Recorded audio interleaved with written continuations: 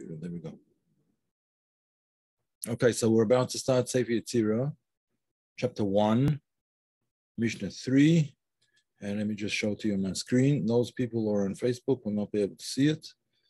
But the solution to that is to come and join us in our Zoom call, which we have once a week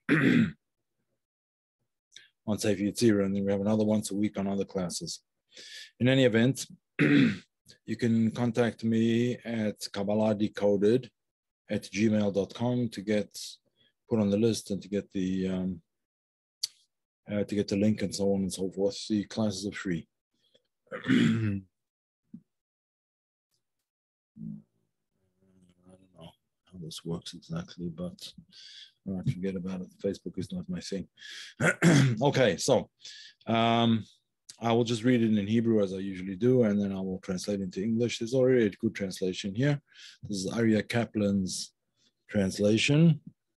And it goes like this. Esa Sfirot Belima, the 10 Sfirot of nothingness. Blima, without substance, in other words. Esa Etzbaot, 10 fingers. Chamesh Keneged Chamesh, 5 opposite 5.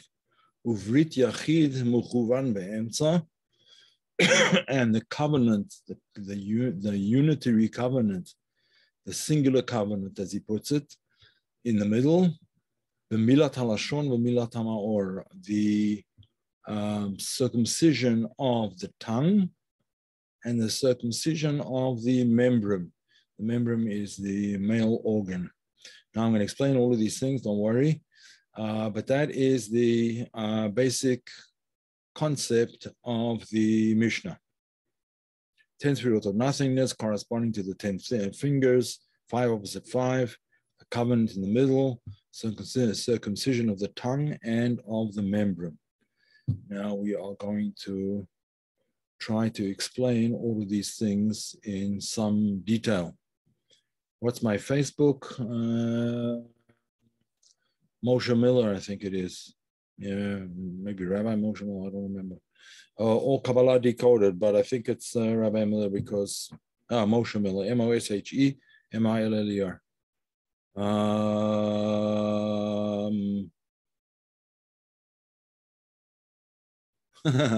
Oh, Wendy, really? Am I behind the times here? Am I going backwards? Yes, I am going backwards. Just briefly, there is something that I want to discuss that I'm not sure that I discussed last time. Wendy just pointed out to me that we already did this, and we already did 1.4, and we're supposed to be doing 1.5 tonight, which was my mistake, I'll be honest with you. I teach it in a number of different venues, and I simply messed up. But anyway, we will learn something tonight too. Thank you, Wendy. I appreciate it. Wendy's always on the ball. Okay. Excuse me. I am just going to take a quick drink because I'm coughing. Now, one is supposed to say a blessing on eating and drinking before, but I said it earlier before I started the class. So it is included in my earlier blessing. Why do we say a blessing? In order to rectify the sparks of holiness that there are in that food or drink and elevate them, rectify and elevate them. Okay. In any event, there's something that I want to point out tonight that is a very important concept as far as Kabbalah in general is concerned. One of the most important features of Kabbalah, as I just actually mentioned when I mentioned the idea of making a blessing on food and drink, is the idea of tikun, rectification. Now, what does tikun really mean? Then there are a number of different ideas that comprise the concept of tikun, rectification. Now, why is rectification necessary in the first place? In the whole process of creation, which is a long, extended, and very complex process, the process of creation, In the beginning of creation, it says like that: "Bereshit bara Elokim et hashamayim v'et haaretz." In the beginning, God created heavens and earth. He created heavens and earth. V'haaretz hayata tohu vavohu. The earth was null and void. Tohu vavohu, null and void. V'choshech al panei tehom, and darkness upon the depths. Now, what does that mean? It means that in the beginning of creation, creation was made in such a way that initially there was all light. And then that light became sort of fragmented. The process of fragmentation, there was first a reduction and then there was a fragmentation. The fragmentation is what is called the world of Tohu. The world of Tohu is called Tohu. The fragmentation came about because of imbalance. There's a concept of imbalance. Now, what is the rectification of imbalance? Obviously, the rectification is the idea of balance. That is part of the reason why we have to have 5 opposite 5, why the Mishnah over here in Sefer Yetzira talks about 5 opposite 5. What's the 5 opposite 5? The 5 fingers opposite the 5 fingers. But it's not just the 5 fingers opposite the 5 fingers. It's the 5 commandments and the 5 commandments of the 10 commandments.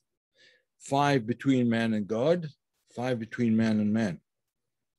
That is what brings the world into the proper balance, and that is the rectification. The rectification is that the light that is drawn down into vessels is such that it is steady and balanced and not wild and dramatic and confrontational and excessive. Now, in order to achieve that properly, obviously, there needs to be a tremendous amount of, we're talking about a cosmic action, and we're not expected to do the entire cosmic rectification, but we can rectify that corner of the world that is important to us, that is relevant to us. And I would say even further, not only relevant to us, that is actually given to us. In other words, there are aspects of rectification that are given to each individual. The bigger the person's soul, bigger in obviously not in terms of volume, but in terms of greatness. The greater the person's soul, or if you want to put it in these terms, the greater his God consciousness, which is what the soul is all about. The greater the person's God consciousness, the greater the rectifications that he can or she can perform. The lower the level of consciousness, the more minor are the rectifications that will probably need to be done. Now, very often, and I mentioned this a number of times before, what can happen and what does happen is that that certain souls are reincarnated into bodies that really don't fit those souls, in the sense that really is quite a lofty soul, but the circumstances in which the person is, into which they're born, are the opposite of lofty circumstances. In other words, let's put it this way: if you have very fine crystal glasses, right? Very fine crystal glasses, you wouldn't use those to, let's say, measure out flour or sugar or something like that. So very fine crystal glasses are meant for very fine liquors or liqueurs or drinks or whatever it may happen to be. In other words, the more refined the glass, the more the more refined what you're supposed to put into the glass, for fear of breaking it.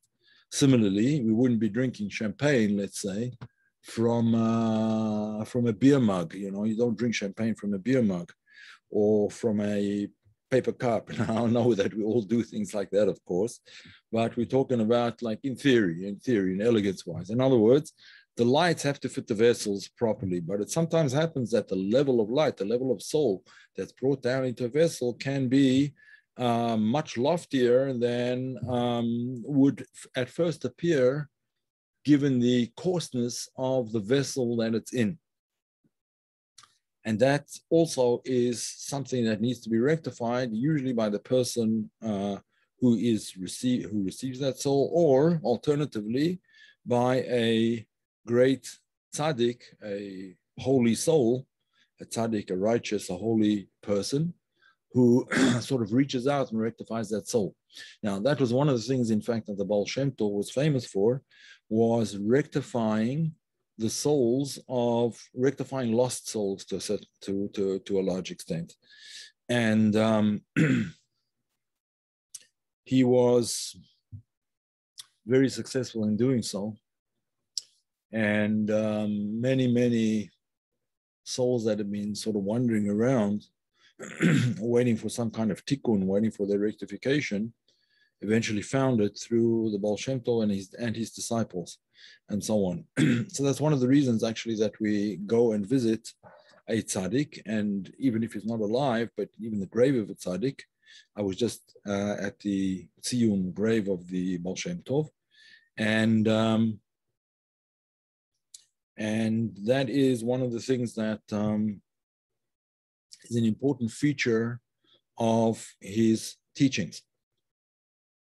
In any event, we had spoken in previous classes about the sfirot, which are on various planes of existence. There's sfirot in the world of Atzilut, there's sfirot in the world of Bria, Yetzira, Asiya. These are 4 different worlds, 4 manifestations, 4 planes of reality. And these 4 planes of reality are the manifested planes of reality. And then there's beyond the world of Atzilut, there are other higher worlds, the world of Adam Kadmon, and even beyond that, there's a concept of sfirot, even in the the light of the Or Ein Sof, but let's not get into that now, because we're getting off the subject. We spoke about that in previous classes. An important concept that we need to discuss now is that there are 10 sfirot in the human body as well. Generally, these are regarded as the 10 powers of the soul. That's generally the way they're spoken about. But the Zohar makes the point that even the physical body is structured, or the human body is structured in such a way that the 10 sfirot are represented in the body. Let me share screen again, and you will see what I mean. This is Kabbalah Online, Kabbalah Online. It's actually found on Chabad.org website, but it's from the Kabbalah Online, which is the Ascent Institute of Sefer of Tzfat, the city in the north of Israel, where the Arizal, the Rabbi Yitzhak Luria, the father of modern Kabbalah, where he was born. And I'm sharing the screen. You can't see it. Online, you won't be. I mean, on Facebook, you won't be able to see it. But can you see it online, everybody? Those who are on Zoom, can you see? Black background and a toolbar. Right, 1 second. Let me just see what's going on here. All right, I see why that is. Okay, my fault. This should be it. Now you can see it. The Sfirot of Atzilut. You can see it now? Yeah, okay, sorry about that. I shared the wrong screen. The Sfirot of Atzilut are clothed. So this is the Kabbalah Online website, and this article is written by yours truly. It is a translation of the introduction to the tikun Zohar. The tikun Zohar is a very, very important part of the Zohar. In fact, it's the oldest part of the Zohar. There's the part of the Zohar which Rabbi Shimon Bar Yochai himself wrote. The other sections of the Zohar Some of them he wrote, parts of them he wrote, parts of them were written by his disciples and disciples of disciples, until eventually they were all collated together and put into the book, which is known as the Zohar. But the Tikkun Zohar were then done by Rabbi Shimon and Rabbi Abba. Rabbi Abba was his scribe. Rabbi Shimon and Rabbi Abba Rabbi Abba transcribed it directly from the teachings of Rabbi Shimon, and that's called the Tikun Zohar. So the introduction to the Tikun Zohar is usually known as Patach Eliyahu. Eliyahu opened up his discourse. Now, whenever it says the word Patach in the Zohar, he opened, it doesn't just mean that he opened his discourse, he began his discourse. It also means that he opened up a channel, right? He opened up a channel. This channel is a channel for the flow of divine energy from above to below, and in some cases it's also a channel from below to above. Usually Patachat Hatzinor, when he opens up the channel is from above to below. Often enough, however, it is from below to above, but certainly as far as we're concerned, when it comes to Zohar, excuse me, our duty, our privilege is to open up the channel from below to above and to rise up through that channel. Now, we've spoken about the channels before, and we're going to speak about them a lot in Sefer Yetzira. There's 32 channels of Chokhmah called Lama Bet Netivot Chokhmah. We spoke about it in the first Mishnah, and we will speak about them again more. But these channels, nevertheless, these paths, these tzinorot, as they called, these channels or pipelines are of great significance. So this is one of the pipelines that opens up an understanding of the structure of the human physical form. The human physical form follows the structure of the Sfirot. And as let me just read it through quickly. Whatever's in brackets over here is commentary or just linking words. And what's in bold is the original translation of the original text. So the Sfirot of Atzilut are clothed within these garments. All right, I'm not going to talk about the garments now, but the garments are thought, speech, and deed. And for this reason, they are called limbs of a body relative to the clothes that cover them. The limbs are arranged as follows. Chesed, or loving kindness, is the right arm, right? So the right arm represents Chesed, the hand that gives Chesed. That's Abraham, the person that gives, the giving arm, the giving hand. Gvura, restraint and withdrawal within, is the left arm. That is Isaac, Yitzchak.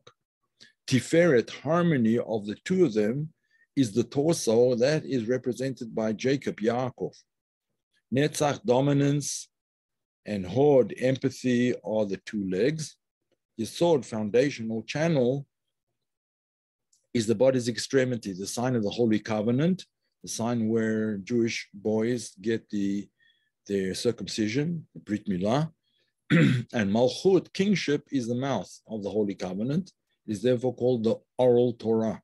The oral Torah, there are two aspects of the Torah: the written Torah, which was given on Mount Sinai, and at the same time that the written Torah was given to Moses, the oral Torah was also given. The oral Torah is the interpretation of the written Torah. It was given, both of them were given to Moses at the same time, called the oral Torah, written Torah, and Malchut represents the oral Torah. Okay. Above these limbs is the head, in which Chokhmah, wisdom, is the right brain, the seat of thought, the seat of inspirational thought, the seat of, how do you say, chidush, innovative insight. And Bina is understanding. There's innovation, and then there's understanding. The ability to, some people, as you probably know, are very original in their thinking, and the inventor type, for example. An inventor is someone who comes up with new ideas and that's a chokhmah feature. Bina is the explanation thereof, the college professor, who explains the idea, but doesn't necessarily generate the idea in the first place. The generation of the idea is chokhmah. The the explanation of the idea, the breaking it down into its constituent parts, and the explanation, that is the concept of Bina. So Chokhmah is the right brain, Bina is the left brain, and then there is the heart, the heart's ability to discern. Concerning this, it is written, the hidden things belong to God, corresponding to Chokhmah, our God, corresponding to Bina. So you don't recognize the difference over here, but there's two different names. The first name over here is actually the name Havaya, the name spelled in Hebrew, Yud Hey Vav Hey, right? Whereas our God, Elokeinu, is the concept of Bina. It corresponds more to creation, whereas this name over here corresponds more to revelation. It's revelation, creation. In any event, let's just finish this off. Keter Elyon, supernal crown, is the Keter Malchut, concerning which it is said, I, God, declare the beginning from the end. That's Keter. So Keter surrounds and contains the two hemispheres of the brain, and Chokhmah Bina, and therefore Keter is, in the human body, is manifested as the concept of the Gulgalta, the skull.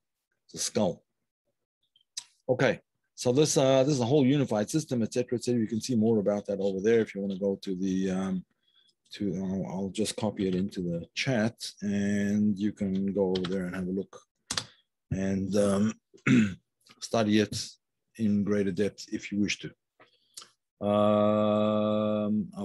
Let me show to everyone in the meeting. Okay, here we go. Okay, there you go. All right. All right, we can stop sharing now. Let us now continue our analysis of this Mishnah. Now, we have analyzed it before in a previous class, but the point that I want to make again over here, an important point, at least in my opinion, is an important point, is that there are two covenants. There's the covenant of the circumcision, in other words, the covenant of the male organ. And if you, by extension, the female organ as well. I'll come to that in a second. And then there's the covenant of the mouth or the tongue. Right now, let me just first express the idea of the covenant of the male organ, and this includes the female organ. Now, as you know, circumcision removes a certain membrane that's around the male organ. It's usually done in the 8th day. The feminine, the feminine organ is not. There's no equivalent concept, not in Judaism. Apparently, there is in Islam, but we're not going to discuss that. So the question you may want to ask is, why is it that why is this thing necessary anyway? Why is this membrane, this membrane that grows around the male organ, why is it necessary to remove it? If it was created, why did we remove it? If it was there, why did we remove it? So there's a number of answers to that. One of the answers is that in fact it wasn't there originally. The membrane that's removed from over the head of the male organ only came there after the sin of the tree of knowledge of good and evil. Some of our sages explain that the sin of the tree of knowledge was carnal lust. Now, not everyone explains it that way. It's only one explanation, I know, but it fits very well with this idea that prior to that sin, in other words, that Adam and Eve were supposed to have carnal relations, in other words, sexual relations, that were supposed to be of the right sort and at the right time. Judaism is not a religion of celibacy.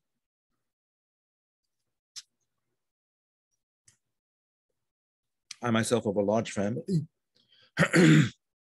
When I say large family, It's a large family in in Western terms. But I have some very good friends,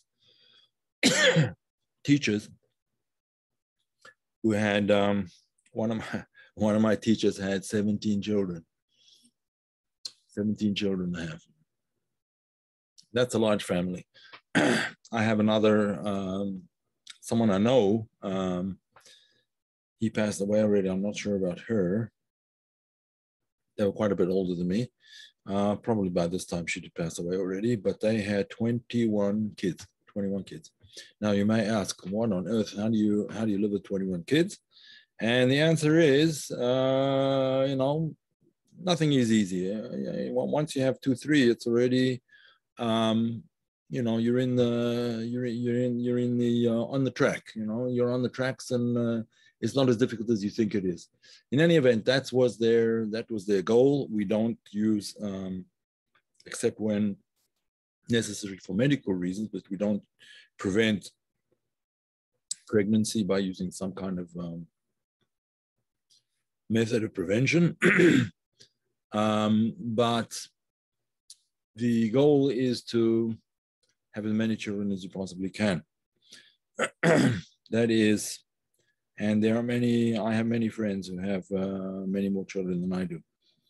And everyone manages to manage it somehow or another. Okay, so why is it necessary then to remove that membrane? Because to get back to the original state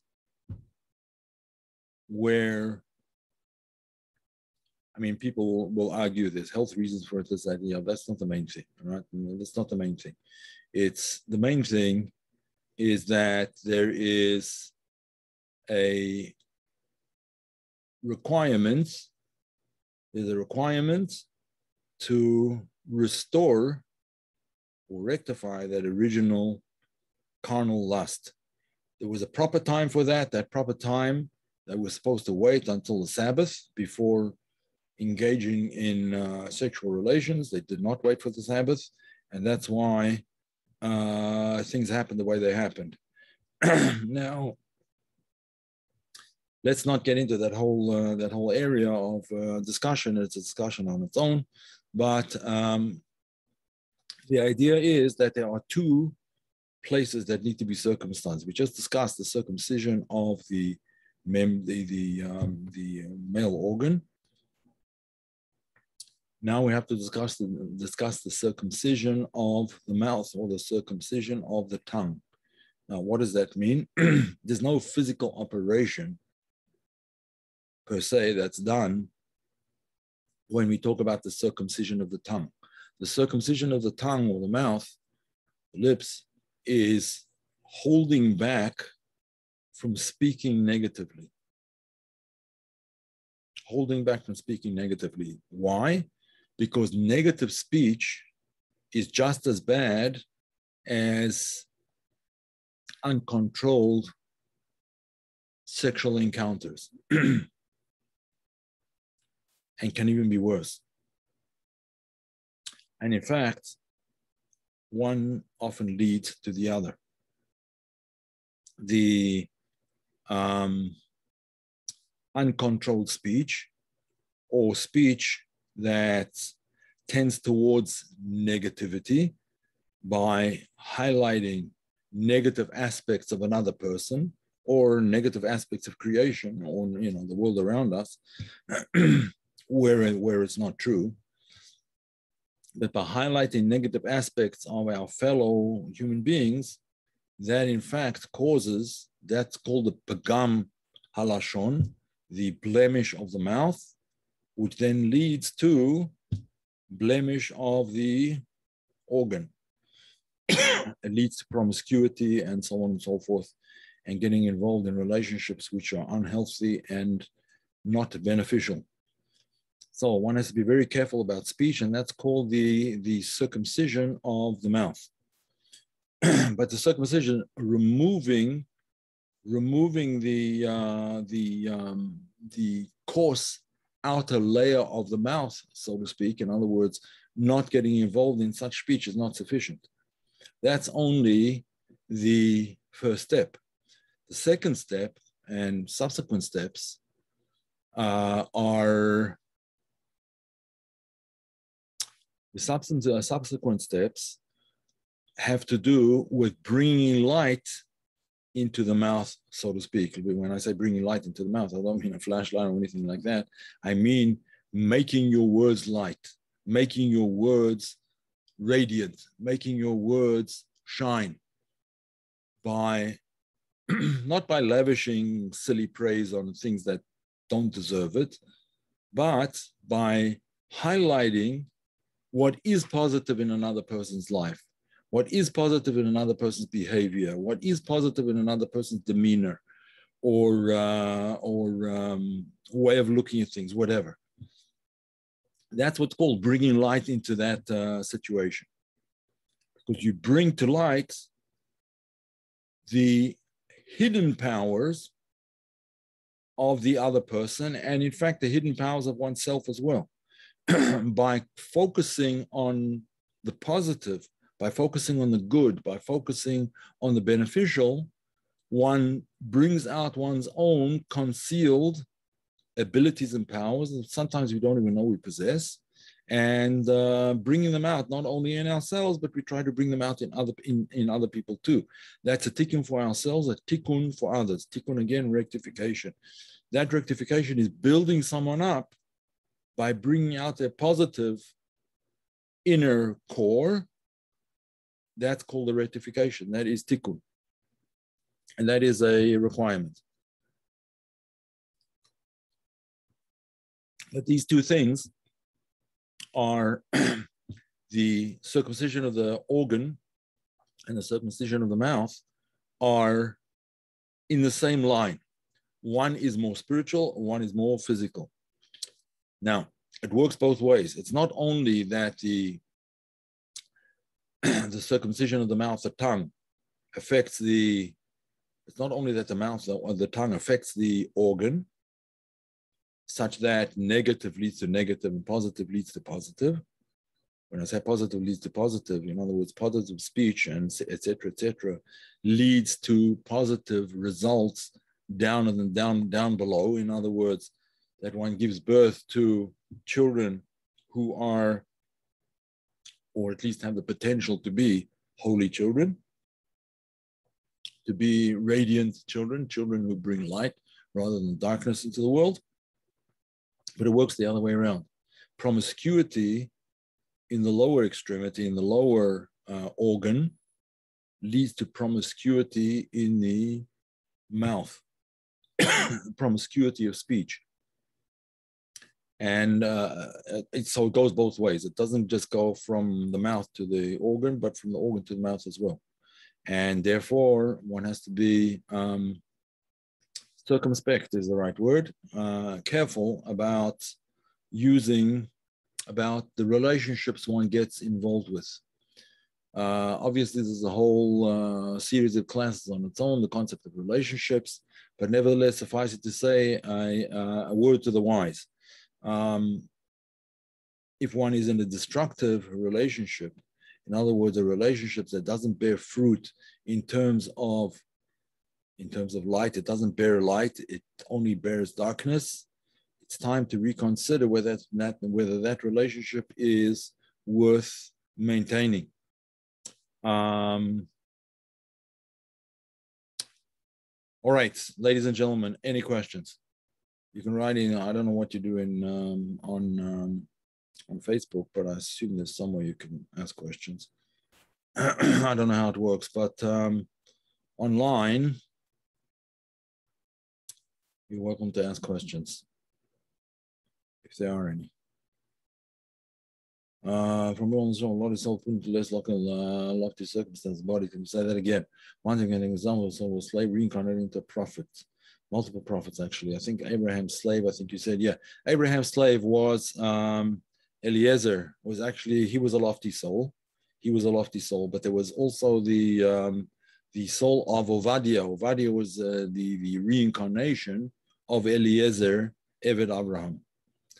The slave of Abraham was reincarnated as the prophet Ovadia. I think they say it in English as Obadiah, maybe. Obadiah, whatever. And yes, there are many examples of lowly souls who actually become rectified and then become very lofty, very lofty souls. They get lifted up into people who fight against the darkness and succeed. Generally have Rabbi Akiva is another example. Rabbi Akiva, the soul of Rabbi Akiva, was an extremely lofty soul. The entire oral Torah goes according to Rabbi Akiva. It was his disciples and disciples of disciples that put structure to the oral Torah and made all the deciding factors, how we decide Jewish law and so on and so forth. That all goes according to Rabbi Akiva. Rabbi Akiva was the product of converts to Judaism, as were the teachers of Hillel and Shammai. The teachers of Hillel and Shammai were Shmaya and Avtalion. They too were, from what I understand, Roman nobility who converted to Judaism, and they became the great teachers of the great sages Hillel and Shammai. Okay. Any other questions, ladies and gentlemen?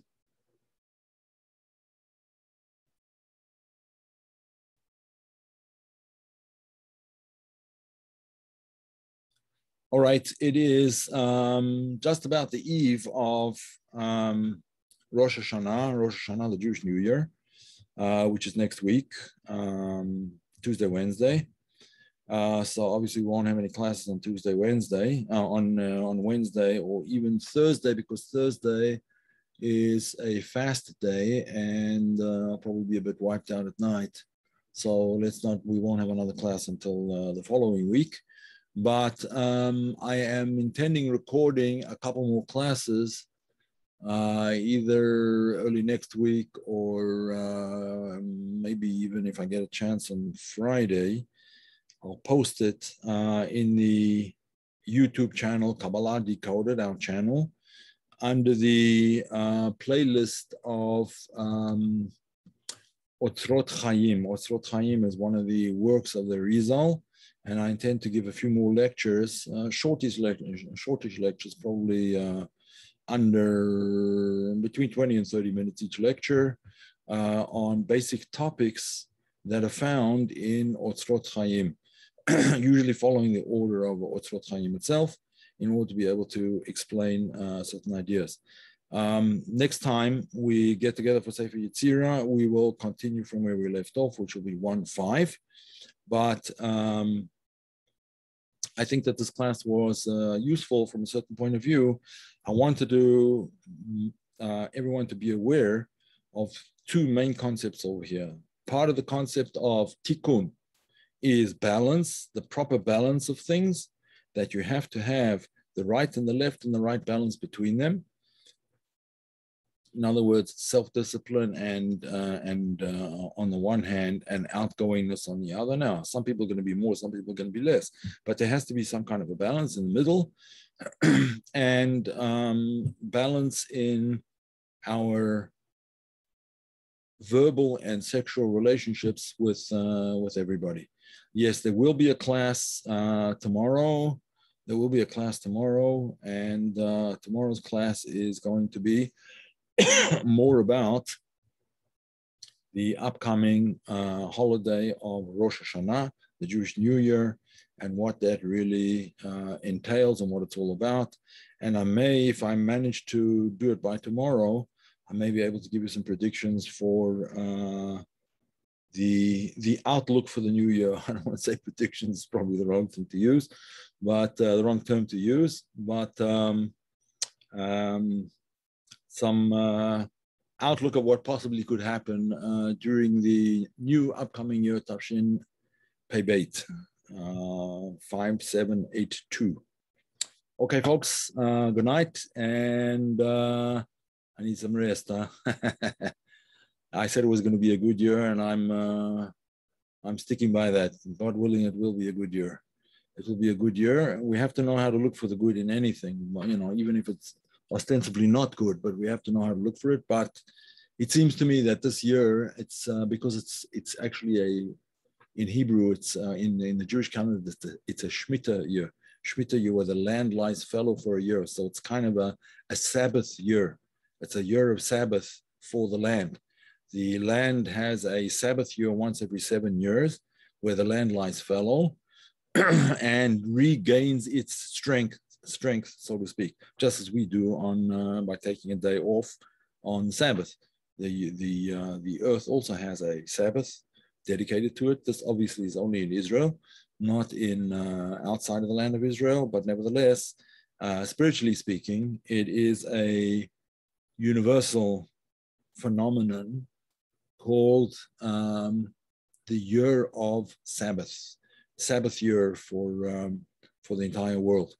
Okay, we will talk about this more tomorrow, and meanwhile, good night.